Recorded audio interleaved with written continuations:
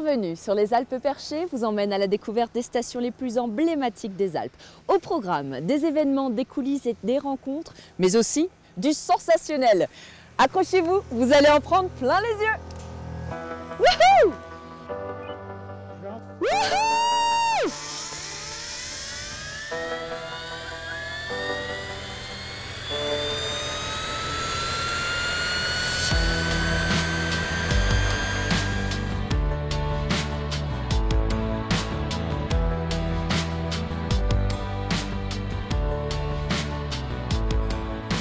La Plagne est la station la plus fréquentée d'Europe et pour cause, elle est reliée à Pézé-Valandry et les Arcs pour constituer le deuxième plus grand domaine du monde. Une station très ludique où on peut vraiment s'amuser. Je vous propose d'aller rencontrer Julien Régnier, ancien membre de l'équipe de France de ski de boss, un freestyler de talent. Il va me faire découvrir ce sublime domaine. On y va. Alors Julien, est-ce que tu peux me parler un petit peu de la Plagne ? Eh ben, la Plagne, c'est une station qui est composée de 10 villages. Donc il y en a 3 qui sont un petit peu en contrebas, des villages un peu traditionnels, ouais, avec Montalbert, Lanchois, Montchavin, Champagny. Et puis ensuite on a les stations un peu plus modernes, M2000, La Plagne, Belle-Côte. Donc c'est de l'architecture un peu plus moderne. Ouais, plus moderne. M2000, je trouve ça complètement génial. Ça a été fait par Besançon, architecte. Il y a une ambiance dans ce bâtiment, il y a une vie à l'intérieur, c'est très social, c'est génial. Ils vont au restaurant en chaussons. Et, ah bon? Il y a une super ambiance dans ce bâtiment. Pour tous les goûts. Ouais, ouais. C'est ma station où j'ai grandi, donc tu es l'enfant je du connais pays. Par cœur, donc ouais. J'adore skier ici, il y a plein de petits trucs à faire. Moi je suis freestyler, il y a plein de mouvements de terrain, j'adore ça. C'est le deuxième plus grand domaine du monde, ça représente combien de kilomètres de piste? C'est 450 km de piste, donc avec les stations de Pézé, les Arcs et la Plagne. Et c'est très très grand. Pour tout faire en une semaine, il faut se lever de bonne heure. Bon, on va le découvrir ce domaine? Ouais.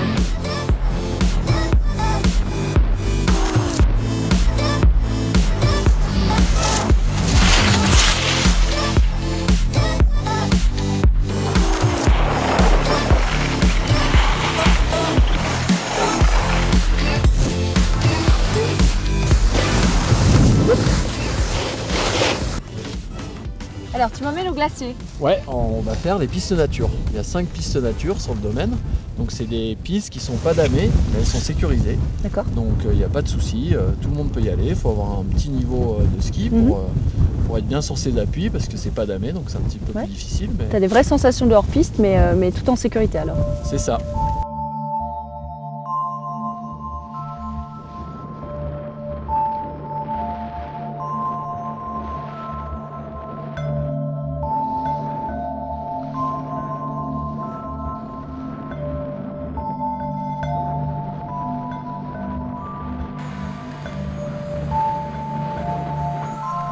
Allez, viens Sandy.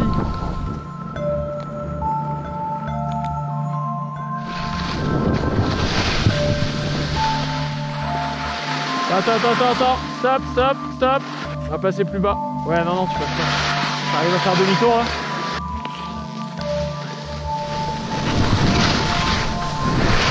Ouais.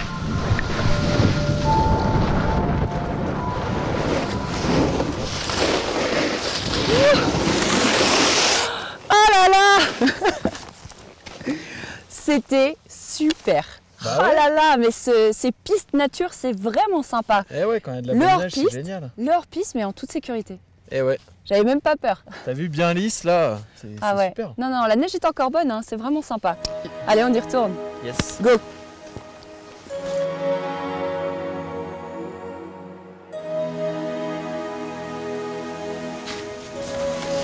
Bon Sandy, là on est au Vanoise Express. Ouais. C'est la liaison entre les Arcs et la Plagne. Et c'est un télécabine assez spécial, ils ont mis un plancher transparent. Donc on peut voir vraiment le fond de la vallée. C'est vrai? Ouais, c'est assez cool. Montre-moi ça.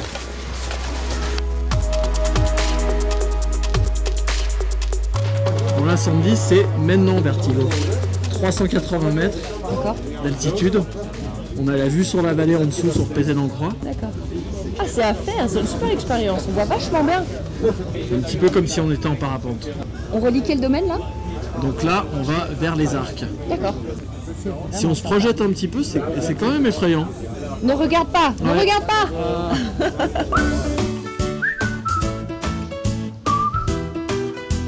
Alors Julien, tu m'as emmené où ici? C'est le Fun Slope. Et c'est un petit endroit ludique avec plein de modules. La main qu'on check au départ, la main qu'on check à l'arrivée.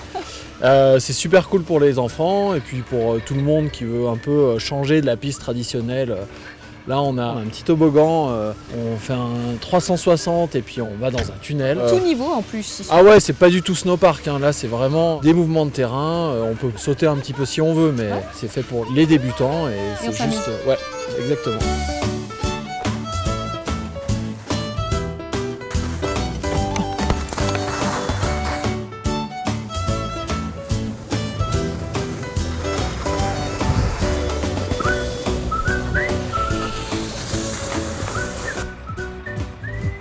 Ah, quelle journée Julien, c'était vraiment top.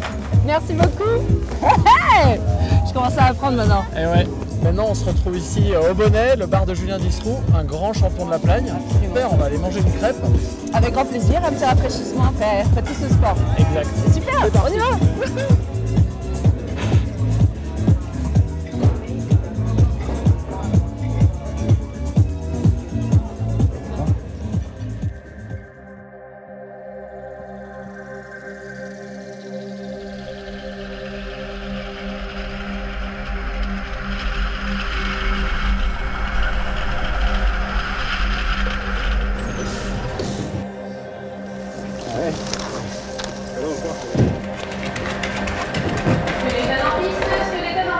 La Plagne possède une des 7 pistes olympiques de bobsleigh en Europe. C'est la seule en France et apparemment c'est la plus technique. Je vais aller voir Romain Heinrich, il est membre de l'équipe de France et il va me parler de sa passion pour la glisse. Bonjour.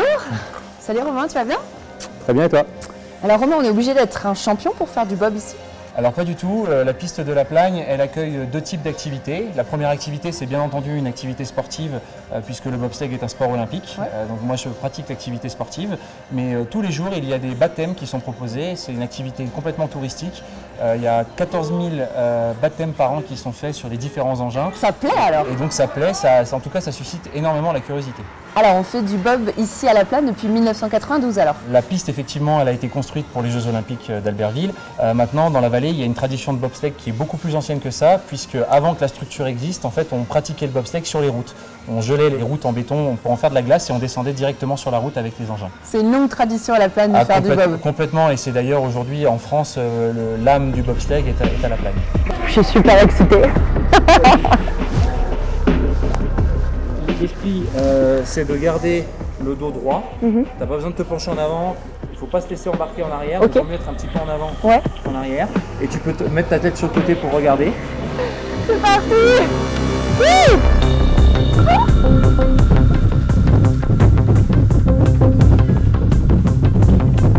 Donc là, samedi, on arrive dans le premier virage.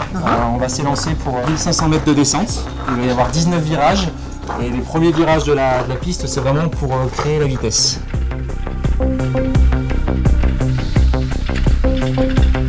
Là, on est dans le virage 3, on n'a pas encore beaucoup de vitesse, donc on reste relativement bas dans les virages. Ces traces blanches que tu vois, c'est à peu près l'endroit où le bob va aller. Dans ces longs virages, le bob a tendance à naturellement vouloir faire plusieurs vagues. Et donc tout l'enjeu, ça va être d'essayer sur le pilotage de maintenir une trajectoire parallèle, donc d'aplatir ces vagues. Pour ne pas perdre de temps alors. Voilà. Là, je sais pas si tu vois les traces de patins qui sont ici. C'est à l'endroit où le bob va passer, donc on sera un peu plus de 2 mètres de haut. Et donc le bob va vraiment prendre de la hauteur. Et si on fait rien, le bob finit en casquette en bois. Voilà. Ici, on va sortir du virage 14. Sur cette portion de ligne droite, c'est à cet endroit-là qu'on va atteindre la vitesse maximale. Donc on va prendre 5 jets de pression. Ça veut dire que notre corps va peser 5 fois le poids réel.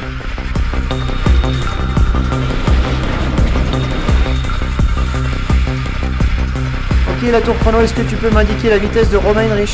Romain Heinrich est descendu en 1 minute 08 à 128,582 km/h. Ok, merci.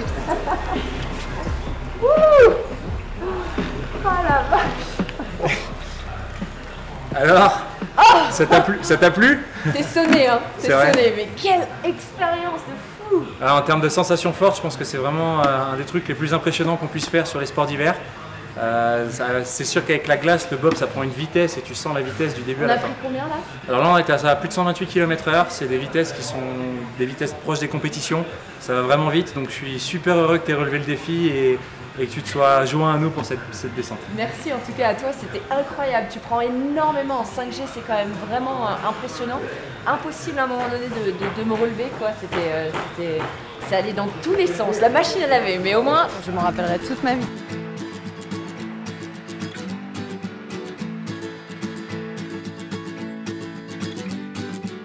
On va parler d'une petite adresse pour déjeuner, perchée en haut de la plagne Montalbert, où apparemment on mange la meilleure tartiflette de Savoie.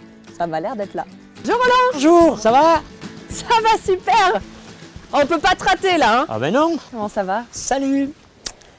Ça va? C'est ton petit coin de paradis. Mon coin de paradis. Je vois ça. Ma petite partie restauration et ma partie mini-ferme. D'accord. Donc mon travail et mon coup de cœur. Ta passion en fait. Ma passion. Voilà. Allez, chacune pour vous. Les clients peuvent venir visiter la ferme, aller au contact des animaux. Et après, donc, on travaille les produits de A à Z. Tu me suis? On va regarder mes animaux? Dans la mini-ferme. Dans la mini-ferme. Alors, parle-moi un petit peu de ta mini-ferme. On a pas mal d'animaux malgré que ce soit petit. C'est relativement petit, mais il y a toutes les espèces comme on trouvait dans les fermes de nos parents jadis. D'accord. C'est-à-dire 2-3 laitières, un cochon, d'accord, les poules, les chèvres, les lapins. Salut vous. Salut vous. Ces vaches laitières, c'est les vaches qui vont me servir pour faire mon fromage, qui est fabriqué sur place. Et ce fromage est transformé en fondu forperet, d'accord, qui est mangé sur place aussi. D'accord, donc elle fabrique de la tome. Elle fabrique de la tome. Mais pas le reblochon qui nous sert à ta tartiflette ouais, super méga connue et secrète. Un peu secrète. Tu le sais peut-être pas, mais avant de fabriquer la tartiflette, il y en a pour 3 heures. Je suis là pour 3 heures. Eh oui. Eh ben non, tu sais quoi, eh ben voilà. Il faut mériter ce qu'on mange. Exactement. Alors du coup, ça me va, on part pour 3 heures. Et ben on est parti. Go! Alors, ce sont des ingrédients assez simples. Tout à fait. Ce sont tous des ingrédients de la région. J'ai une cave d'affinage et j'affine mes reblochons pour qu'ils soient vraiment au top au moment où je fais. Ah, très bien, ça je ne le savais pas. Donc. Ok, un peu d'huile. Magnifique. Beaucoup d'oignons dans la tartiflette, hein. C'est ce qui, beaucoup d'oignons. C'est ce qui donne le goût. Beaucoup d'oignons. Vas-y, Comme ça vas-y encore. Voilà. Ah oui, d'accord, tu mets donc les lardons avant que les oignons... Comme ça, le gras des lardons va nous graisser la poêle. Va nous graisser la poêle et du coup, ça ne va pas brûler. Tout à fait. Petite astuce de chef, j'aime beaucoup. Et là maintenant, on va les faire tourner. D'accord. Non. non. J'ai toujours été très mauvaise avec les crêpes. Roland, je vais en mettre partout. Hein. J'en ai mis partout. Alors, 2 pincées de sel. Encore un petit peu. Le poivre. C'est bien. Ok, j'y vais. C'est bon, hein? Youhi! C'est bon. Ça sent déjà super bon. Le reblochon du pays de Savoie. Les reblochons. Tout à fait. Et maintenant, on va le couper. Ok, alors en 2. En 2. Et ensuite, je vais faire des petites lamelles. Hop. Ça va? C'est pas trop ça épais? Ça va. Oui, non, c'est bon. Ok. Et alors, la croûte au-dessus? La croûte au-dessus. D'accord. Alors, c'est quoi le secret de ta tartiflette? C'est en fait finalement la préparation. C'est l'affinage du fromage. Oui. Et après, c'est le temps de cuisson. D'accord. Le secret de cette tartiflette, c'est que le rebloche qui est ici fonde tout doucement. Entièrement et que ça passe sous la pomme de terre. J'en ai pour 2 heures, donc autant la goûter au fur et à mesure. Je check, hein, forcément. Bon, t'es prêt? Ouais. Allez, hop! Elle est belle. Qu'elle est belle! C'est bon, t'as bien travaillé. Merci, chef. Ouais, ben bon app, chef. Bon appétit. Merci. Merci. On va se régaler, je sens. Et dans un cadre pareil, c'est encore plus le top. Ouais.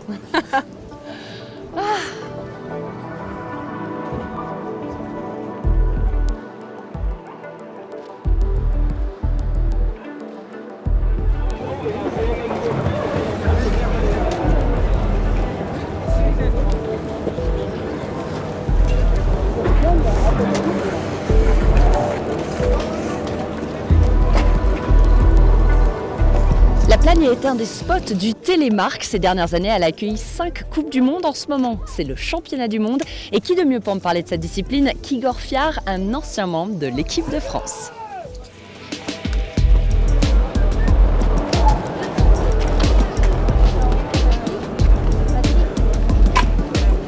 Igor, est-ce que tu peux me faire un peu l'historique du télémark? Alors le télémark, il faut savoir que c'est l'ancêtre du ski. Il est apparu dans la comté du télémark fin 1800, donc en Norvège, et c'est un sport qui maintenant revient énormément au goût du jour depuis ces 20 dernières années. Dans les années 2000, il y a commencé à avoir une émergence d'une scène télémark en France et en Europe. Et en fait, la première épreuve internationale qui a été sur le nouveau calendrier de la Fédération internationale de ski, c'est Montchavin-les-Plaignes exactement, qui l'a accueilli en 95. Alors est-ce que l'équipe de France, on a nos chances là au championnat du monde?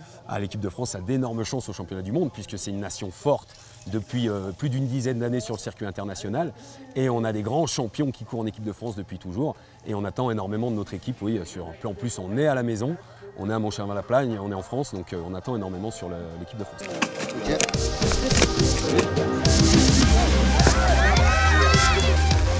On a le départ en haut, 5-6 portes,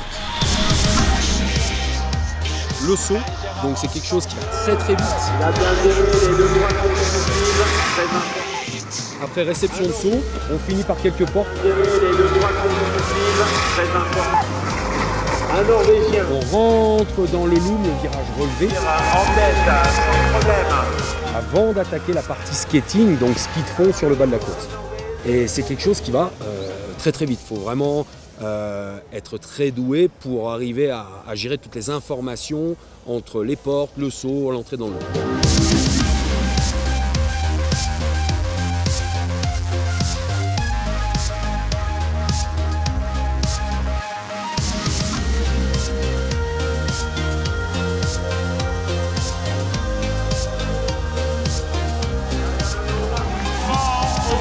Champion du monde, Dilo, champion du monde de télémark dual sprint.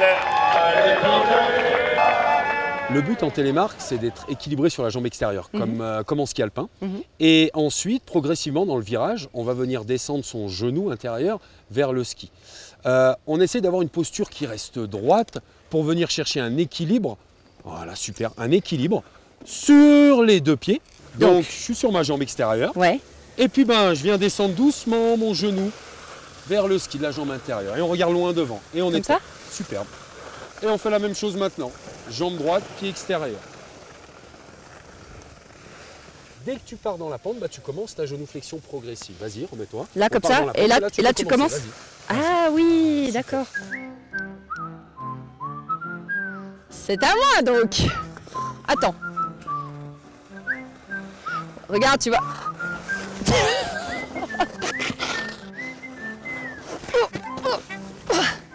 C'est pas top, hein. Attends. Et j'appuie pas sur mon talon. Ouais, d'accord. Pas mal. Bon, en tout cas, super fun l'initiation du télémark. Écoute, merci à toi. Franchement, ce que tu nous as fait, c'était très élégant, très esthétique. Il y a beaucoup de skieurs qui se mettent au télémark. Et on réapprend quelque chose de nouveau. Ça s'apparente à une danse, le télémark. C'est vrai que c'est très élégant, hein, finalement, quand c'est bien fait. Merci Igor. Bonne fin de saison. Merci. À bientôt.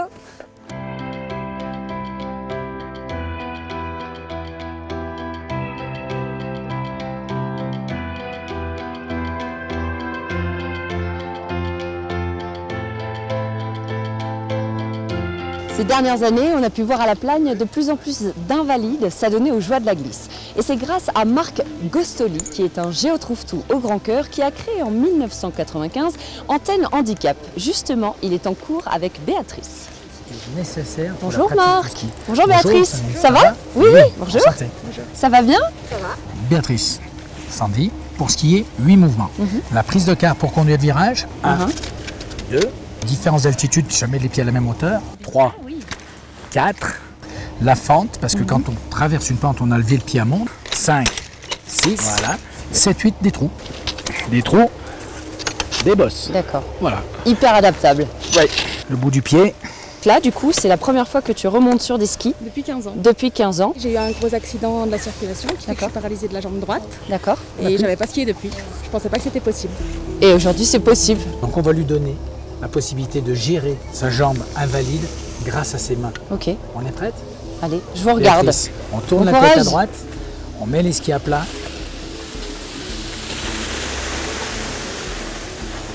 Hop. On met les skis à plat, on tourne à gauche, doucement. On traverse, on va passer au-dessus de la dame en noir, relâche un peu la prise de quart. Super. On va à gauche. Voilà, très bien. Deuxième étape, suppression du guidon. Et surtout la troisième étape, on supprimera la machine pour qu'elle reparte sur ses skis et elle aura appris à contrôler sa jambe droite qui est paraplégique. D'accord. C'est très bien. On fait le gauche en regardant très loin. Hop, dérapage, dérapage, dérapage, dérapage. La tête et c'est parti. Alors donc au bout de quelques heures, grâce du coup à ton engin, ton invention, on va pouvoir être autonome sur ses skis. C'est le but. Donc là, troisième heure de cours. Maintenant, on va lui faire la preuve qu'elle peut skier normalement avec ses skis et que sa jambe droite paralysée va suivre le ski gauche. Et puis attends, sois patiente, c'est très bien. C'est très bien, Béatrice. On continue, on continue, on continue. C'est très bien, c'est très bien. Tu tournes bien ta tête, tu regardes le bâtiment au fond. Tout au fond. Allez, t'as le temps, t'as le temps, t'as le temps, tu as le temps, tu as le temps, tu as le temps, tu as le temps. Bravo, bravo. On traverse, c'est super. Là, t'as le sourire. Et là, il y a de la star. Hein. Allez. C'est... Waouh, chapeau. Hein. Qu'est-ce que je suis content. Moi aussi. Alors, c'est quoi ces sensations? Je retrouve des sensations que je pensais plus avoir de ma vie. Ouais. C'est clair. Enfin, je voyais plus ça possible avec une jambe paralysée. Mais avec les bonnes personnes, le bon matériel et puis comment dire, la préparation psychologique aussi qui va avec. Marc est très accompagnant là-dessus. C'est impeccable. Voilà. Là, je me sens prête à me relancer. Tous les deux. Hop. Super, Mathis. La difficulté pour nous, c'est pas de le mettre debout, il est debout. D'accord. Les chaussures servent d'orthèse vont le maintenir. Donc, pour le maintenir. Voilà. La difficulté, c'est la préemption. On va l'aider. Allez, Mathis. Voilà. Ça marche, on est bon comme ça. Demain, il va pouvoir skier avec une main. Et aujourd'hui, on a besoin encore des deux mains pour qu'il retrouve les sensations et surtout qu'il accepte la position debout. Ouais. C'est cool. Allez les garçons. À plus. Bien. Redresse-toi, redresse-toi. Voilà, comme ça. Prêt. On tourne à gauche. Doucement. Ce qui me perturbait le plus quand j'enseignais le ski valide, c'est qu'ils n'étaient jamais heureux. Ah non, la neige n'est pas bonne, j'ai mal aux pieds, je suis fatigué. C'est usant. Alors que là, quand on accueille ces personnes, quel que soit le handicap, ils sont toujours dans le plaisir parce qu'on va pratiquer quelque chose qu'ils n'avaient pas la possibilité de faire. C'était inimaginable pour eux. Donc cet échange est d'une richesse énorme pour nous et c'est ce qui nous permet de tenir. Très bien comme ça. Attention. Prêt pour le gauche. On va à gauche. D'accord. Voilà. On se redresse. On se redresse. Voilà. J'explique à tout le monde qu'on est capable d'envoyer un robot sur Mars, de recevoir toutes les 3 minutes des photos. Laissez-moi rêver, laissez-moi croire que je peux mettre tout le monde debout et les faire skier debout. Je pense qu'on n'en est pas loin, on est proche de ce que je souhaiterais faire. Et là, regarde bien Mathis, t'es prêt? Regarde, t'es tout seul. D'accord? Allez, super. Impeccable. Eh ouais mon grand, tu peux être fier de toi là. Comment c'était? C'était top? Ouais. Oh là là, je t'ai regardé tout du long, tu t'es débrouillé comme un chef. Ouais. C'est top. Tu vas continuer? Ouais. Ça marche.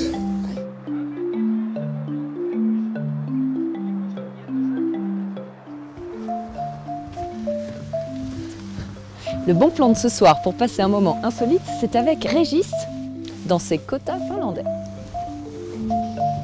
Bonjour Régis. Bonjour Sandy, je t'attendais. J'étais en train de nous servir 2 coupettes de pétillant de Savoie, je t'embrasse. Merci de m'accueillir ici. Bienvenue.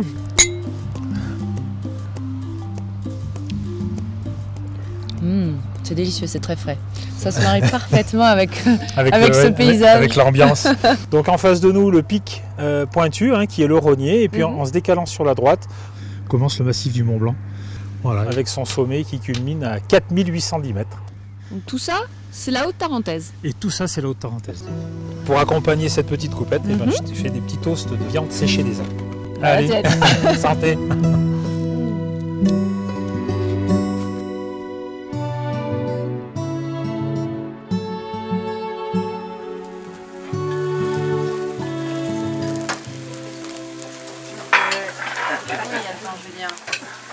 avec tout ce snowboard qu'on a fait, tu as faim? Donc Sandy, je ne vais pas te laisser repartir d'ici sans que tu connaisses réellement l'histoire de la plaine 1800. Il y a ici même une mine de plomb argentifère qui est prête à fermer. Et l'idée folle de créer une station de sport d'hiver. Née dans la tête des élus, ils viennent ici découvrir le domaine et s'aperçoivent que naturellement les pentes de la plagne sont propices à ouvrir une très belle station de sport d'hiver. Donc ici où tout a commencé, on se plaît à dire qu'on a transformé le plomb argentifère en or blanc. C'est une belle anecdote qui conclut bien en tout cas mon immersion à la plagne. Merci beaucoup en tout cas, j'ai passé une très très bonne soirée. Merci à toi Sandy. Merci. À très bientôt.